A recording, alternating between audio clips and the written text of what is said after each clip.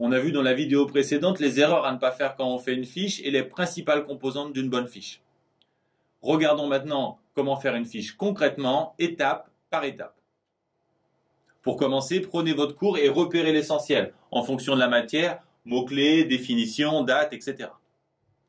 Quand vous tombez sur une définition comme la loi binomiale de paramètres n et p est la loi de probabilité d'une variable aléatoire x égale au nombre de succès rencontrés au cours d'une répétition de n épreuves de Bernoulli, p étant la probabilité de succès dans chacune d'entre elles, là, c'est clair qu'il faut traduire avant de ficher. Il faut toujours chercher la forme la plus simple pour traduire une idée, une formule ou une définition abstraite. Par exemple, cette loi binomiale avec sa définition si compliquée se comprend très simplement avec une expérience de jet de dés, c'est-à-dire avec un exemple concret. D'autres fois, la traduction la plus simple peut être un dessin, comme pour la notion de racine d'un polynôme. Ces formules de trigo s'apprennent aussi beaucoup plus facilement avec le dessin qui les rend évidentes. Cette définition, divisée par une fraction revient à multiplier par son inverse, peut se traduire par un simple geste qui ressemble à une reprise de volée. Vous pouvez aussi utiliser des analogies. Vous connaissez tous probablement l'analogie A est positif, donc la parabole est contente, elle sourit, donc elle a cette forme. Donc quand vous faites une fiche, la lecture du cours a deux objectifs. 1. Repérer les éléments clés. 2. Traduire les notions abstraites.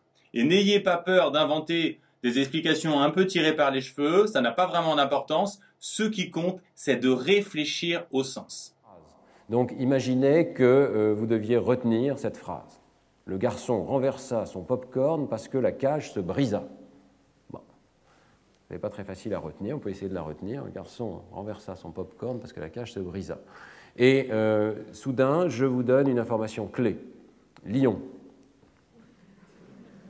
Voilà. Je pense que maintenant vous avez compris. Hein. Voilà. Et parce que vous avez compris, ce que montre l'expérience, c'est que la mémoire des phrases est bien meilleure. Pas seulement parce que vous avez compris, mais parce que vous avez cherché à comprendre. Étape 2. Sur une grande feuille, organisez les éléments clés sous forme de blocs et essayez de les relier par un fil rouge.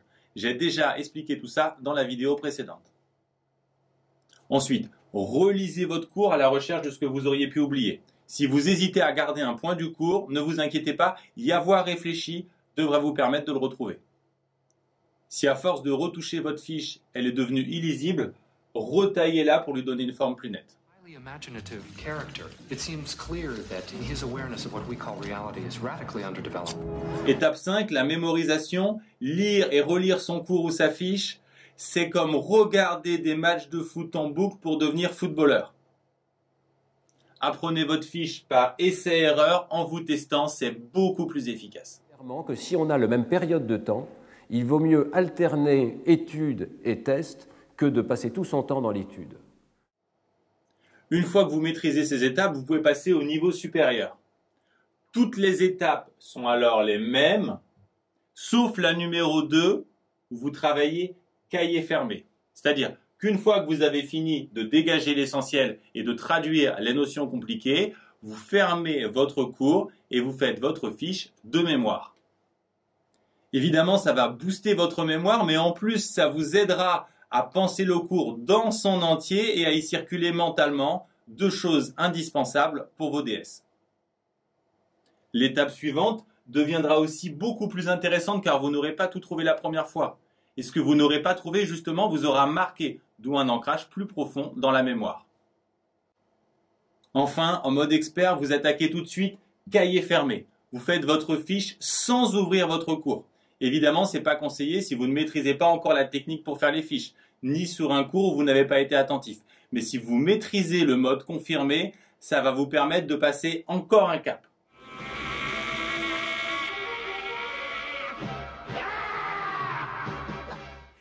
Faire votre fiche cahier fermé vous oblige à affronter tout de suite votre cours dans son intégralité. En faisant cet effort, vous aurez un bien meilleur esprit de synthèse. Si vous fonctionnez ainsi, vous allez progressivement changer votre façon d'être en cours. Vous y chercherez tout de suite l'essentiel et des traductions simples des notions compliquées. Vous serez beaucoup plus fort et rapide parce que vous vous poserez en permanence les bonnes questions. Certains auront peut-être remarqué que cette méthode ressemble beaucoup à celle qui permet de faire des plans pour les devoirs de français, histoire ou SVT. Vous avez tout à fait raison. Si vous maîtrisez cette méthode, vous serez une machine à faire des plans efficaces. Mais faire des plans n'est pas l'objectif de toutes les matières, c'est pour ça que dans la vidéo suivante, on va voir comment adapter ces fiches aux matières à exercice.